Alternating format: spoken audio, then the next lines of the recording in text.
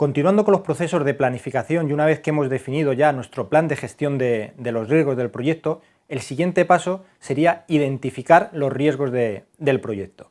¿En qué consiste la identificación de los riesgos del proyecto? Pues básicamente en documentar en un listado, en una tabla, todas aquellas acciones, situaciones que pueden afectar al correcto desarrollo del proyecto, tanto de manera positiva como negativa. No olvidemos que los riesgos dentro del entorno de la gestión de proyectos pueden tener una faceta positiva o una afección negativa en el proyecto, y documentar todas las características que podamos tener de esos eventos.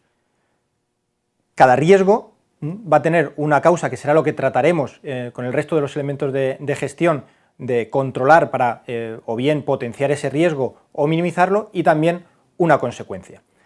Normalmente, después de esta identificación de riesgos, lo que vamos a hacer son diferentes análisis, sobre todo el cualitativo, para priorizar qué riesgos son más relevantes o más importantes a la hora de enfrentarnos a su gestión. Pero en muchas ocasiones, cuando estamos trabajando en proyectos relativamente similares, lo que podemos hacer, ya por nuestra propia experiencia, la propia experiencia de nuestra organización, es, una vez identificados los riesgos, pasar directamente al análisis cuantitativo sin necesidad de tener que hacer el análisis cualitativo.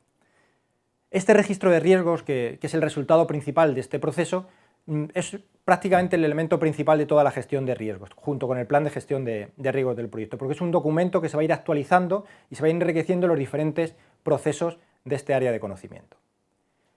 ¿Qué información vamos a utilizar para identificar los riesgos del proyecto? Pues prácticamente todos los documentos y salidas que tengamos de otros procesos a nuestra disposición en cada momento del proyecto. La identificación de riesgos, igual que hacíamos la identificación de requisitos, es un proceso iterativo. Constantemente o periódicamente tenemos que llevarla a cabo y revisarla y actualizarla. Por lo tanto, cualquier documento, cualquier registro que tengamos generado durante el proyecto nos va a servir como fuente de información para identificar nuevos riesgos. Y este proceso, como se puede ver en la presentación, la única salida que tiene es precisamente ese registro de riesgos, ese listado de riesgos del proyecto.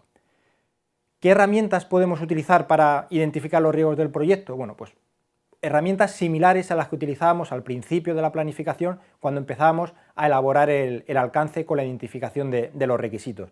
Son herramientas que nos permiten recopilar información. Hasta este momento, en lo relativo a la identificación de riesgos, apenas tenemos información, no podemos tratar información, tenemos que recopilarla. Para eso podemos contar con diferentes técnicas o herramientas: tormenta de ideas, la técnica de Delphi, entrevistas, listas de control o checklist, cualquier técnica de diagramación, que veremos alguna diagramación de causa-efecto, o incluso las matrices DAFO, donde podemos ver las debilidades, amenazas, fortalezas y oportunidades a las que se enfrenta nuestro proyecto, para identificar, insisto, tanto riesgos positivos como riesgos negativos.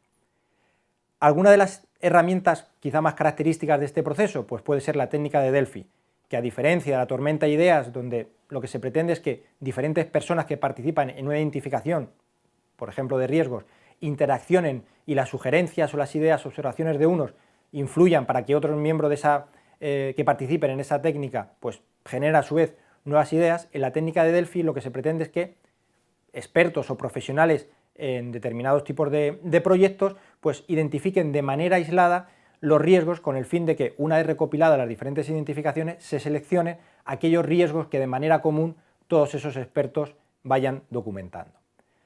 Otra técnica que aparece también dentro de este proceso, y también utilizaremos en algunos otros procesos cuando veremos del control de calidad, es el diagrama de causa-efecto o diagrama de raspa de pescado, como también se le suele denominar.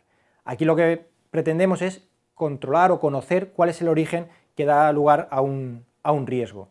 Al final, lo que queremos controlar es el efecto negativo o positivo de ese riesgo en el proyecto. Bueno, pues con esta técnica lo que nos va a permitir es tratar de averiguar cuál es el origen, la causa de ese riesgo, con el fin de ir al inicio de todo el flujo para bien disminuir o eliminar en un momento dado el riesgo, o bien para potenciarlo o conseguir que ese riesgo, si es positivo, se llegue a manifestar en nuestro proyecto. Una vez que tenemos ya elaborado el registro de riesgos, lo siguiente sería pasar a esa priorización de riesgos a través del análisis cualitativo.